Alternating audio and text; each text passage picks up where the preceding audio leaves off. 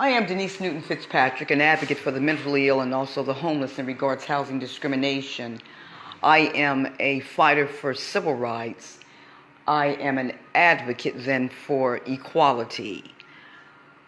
I want to say that do not let no good landlords or greedy, money-hungry landlords, do not let them get you. Here's how to never be evicted again. When you move into a place, do not move into housing, apartment or house rental, without knowing the Landlord Tenant Statutes for that state. Because many people think that renting a place is a one-way street.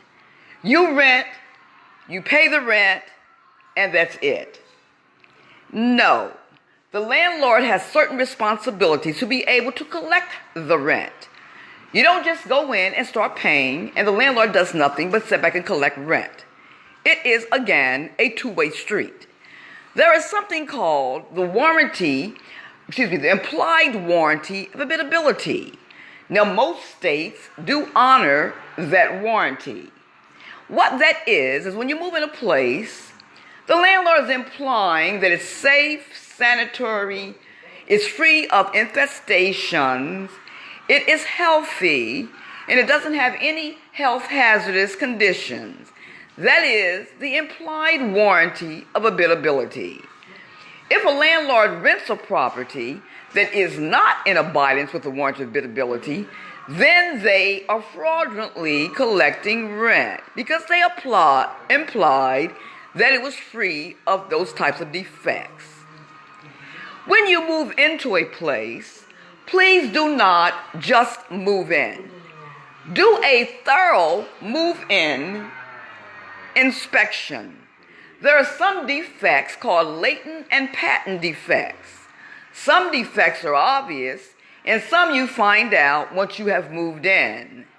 It's not obvious, all of them, and you notice them later. Do a move-in inspection. Be sure that you do that.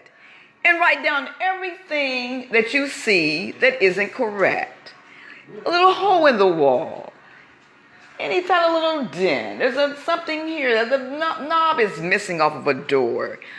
Any kind of thing that you notice that isn't correct, write it down on the move-in inspection. The reason that I am telling you this is because I have defeated several landlords because of running into the wrong ones, and I was the wrong one for them. Because I thoroughly study and research the landlord-tenant laws as well as federal statutes. I have even defeated a government entity because I knew their laws. I knew the federal statutes, the 42 U.S.C. codes, the Fair Housing Amendment Act of 1988, and other laws. So then, you make your list when you move in, and you jot down everything that needs to be done. You'll give the landlord a certain amount of time to fix certain things, unless it's some kind of emergencies, and it would need to be done right away. Of course, the laws apply differently in from state to state. But your standard is you will move in and do a move-in inspection. You make note.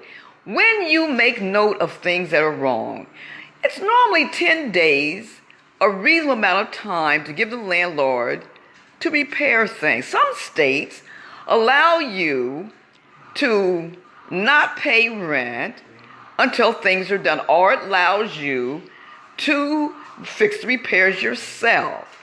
Again, you have to check into the Landlord Tenant Statutes for that state to know if they do honor those kind of things. Some places, some states, will not let you withhold rent. Some you have to pay into the court while the landlord is doing what he's supposed to be doing. That is called paying into the escrow of the court. But always do your move-in inspection. Because a lot of times, if you're paying rent and the landlord never comes and does anything and you continue to pay, then some states have what we call a rent abatement. meaning you probably were overpaying rent when you were living in conditions that you made him aware of and he did not do anything.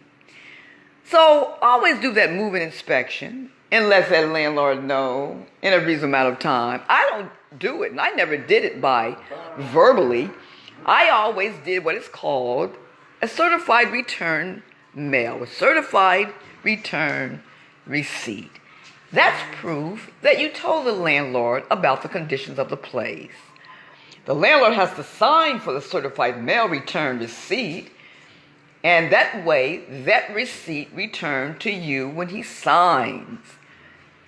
Of course, that is your proof that you told him. Otherwise, he could say you didn't tell him. Or, in most states, you can tell him by email, because email is normally acknowledged in a court of law as proof of something. So it's best to always know the Landlord Tenant Statutes.